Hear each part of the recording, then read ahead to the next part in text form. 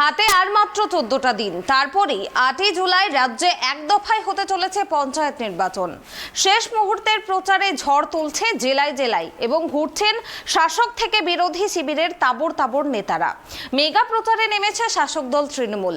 আসন্ন ত্রিস্তর গ্রাম পঞ্চায়েত নির্বাচনে তৃণমূল কংগ্রেসের মনোনীত প্রার্থীদের বিপুল ভোটে জয়ী করার জন্য প্রচার সারলেন সায়নী ঘোষ। সায়নীকে দেখতে এলাকায় রীতিমতো মানুষের ঢল। এদিন সায়নী ঘোষ বলেন, লাভ ছাড়া ক্ষতি নেই, দিদি ছাড়া গতি নেই। তাই আবার রাজ্যে তৃণমূল সরকারকে প্রতিষ্ঠিত করতে হলে জোড়া ফুল চিহ্নে ভোট দিয়ে বাংলায় তৃণমূল সরকারকে গঠন করুন।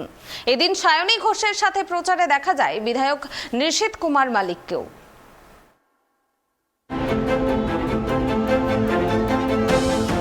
তৃণমূল কংগ্রেসের মনোনীত প্রার্থীদের বিপুল ভোটে জয়ী করার জন্য এবং আসন্ন ত্রিস্তর গ্রাম পঞ্চায়েত নির্বাচনে গ্রামের সার্বিক উন্নয়নের ধারাকে অব্যাহত রাখতে এবং বিরোধীদের কুৎসা ও অপ্রচারের যোগ্য জবাব দিতে পূর্ব বর্ধমান জেলার বর্ধমান 1 নম্বর ব্লকের রায়ান গ্রামে রোড শো এবং সভা করলেন রাজ্য তৃণমূল যুব কংগ্রেসের সভানেত্রী সায়নী ঘোষ। সায়নী ঘোষ বলেন, আর কয়েকদিন বাদেই ত্রিস্তর পঞ্চায়েত নির্বাচন, তাই মমতা ব্যানার্জির হাতকে শক্ত করতে আপনারা অতি অবশ্যই জোড়া ফুল চিহ্নে ভোট দেবেন। বাংলার মুখ্যমন্ত্রী মমতা বন্দ্যোপাধ্যায় তার নিজের মাথার ওপর ছাদ করার জন্য কেন্দ্রের কাছে টাকা চাইছেন না। বাংলার আপামর মানুষদের মাথার ওপর ছাদ তৈরি করার জন্য টাকা চাইছেন। মুখ্যমন্ত্রী যে 72টি প্রকল্প তৈরি করেছেন তা বাংলার মানুষদের সুবিধার্থের জন্যই করেছেন। সর্বভারতীয় সাধারণ সম্পাদক অভিষেক ব্যানার্জি তৃণমূল সাংসদদের নিয়ে দিল্লি গিয়েছিলেন বাংলা আবাস যোজনা এবং 100 দিনের বকেয়া টাকা পাওনার দাবিতে। দিল্লিতে কোনো বিজেপির মন্ত্রী দেখা করেননি অভিষেক বাবুর সঙ্গে। জানতে চাইলে বলা হয়, মন্ত্রী এখন দিল্লিতে নেই।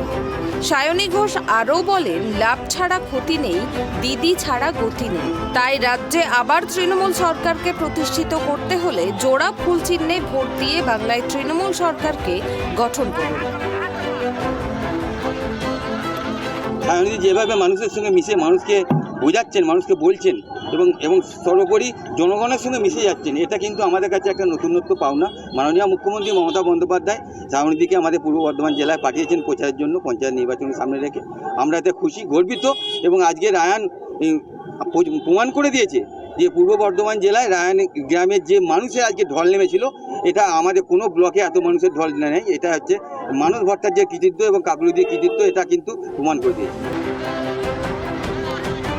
বর্ধমান উত্তরের বিধায়ক নিশীথ কুমার মালিক বলেন, সায়নী ঘোষ যেভাবে মানুষের সাথে মিশে যাচ্ছে এবং যেভাবে প্রচার চালাচ্ছেন, এটাই আমাদের দলের কাছে বড় পাওনা। মুখ্যমন্ত্রী মমতা বন্দ্যোপাধ্যায় যেভাবে দলটাকে আগলে রেখেছে, সেটাই হলো দলের কর্মীদের কাছে বিশাল অ্যাডভান্টেজ। পূর্ব বর্ধমান জেলার রায়ান গ্রামে মুখ্যমন্ত্রীর নির্দেশে সায়নী ঘোষ যেভাবে প্রচার চালাচ্ছেন, তাতে আমাদের এখানের সমস্ত মানুষ ভীষণ খুশি। পূর্ব বর্ধমান থেকে কল্যাণ দত্তের রিপোর্ট, ট্রাইব টিভি।